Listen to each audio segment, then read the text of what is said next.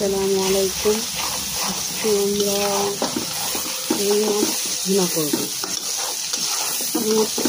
তার মধ্যে তেল পেঁয়াজ দিয়ে একটু ভাজা ভাজা করছি, তারপরে কিছুটা পেঁয়াজ ভাজা, একটু রসুন ভাজা, আদা বাটা একসাথে মিক্স করে দিলাম। তারপরে একটু নাড়াচাড়া করলাম।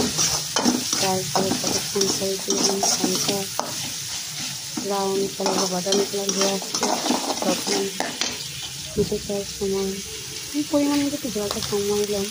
তারপরে একটু জলটা কমাই নিয়ে তখন আদা রসুন মরিচ দিয়ে নাড়াচাড়া করার মধ্যে দিয়ে দিলাম একটু টমেটো। তারপরে একটু নাড়াচাড়া করলাম। নাড়াচাড়া করলে টমেটোটা গলার একটু সময় লাগে।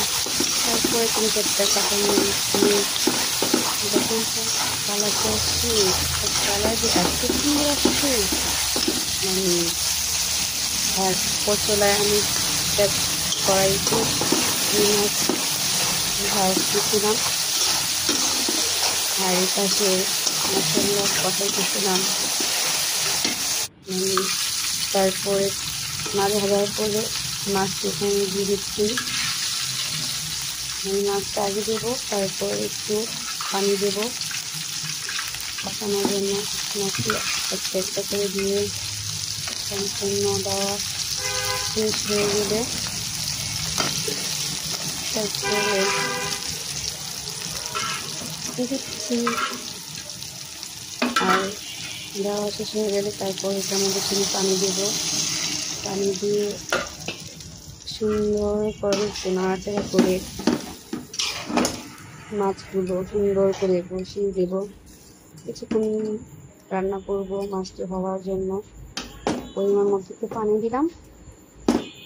তারপরে এই তো উপরে একটু জালটা বাড়িয়ে দেবো। তারপর কাঁচা মরিচ দিয়ে দিলাম।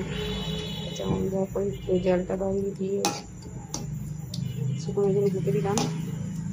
যখন হলো তারপরে কিছুক্ষণ পরে ধনিয়া পাতা উপর দিয়ে দিলাম।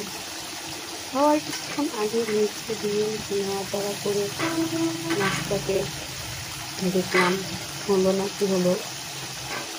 তারপরে আমার এই মাছ রান্না ভুনা হয়ে গেল। এই তো আমাদের সবাইকে দেখা দিন, যদি ভালো লাগে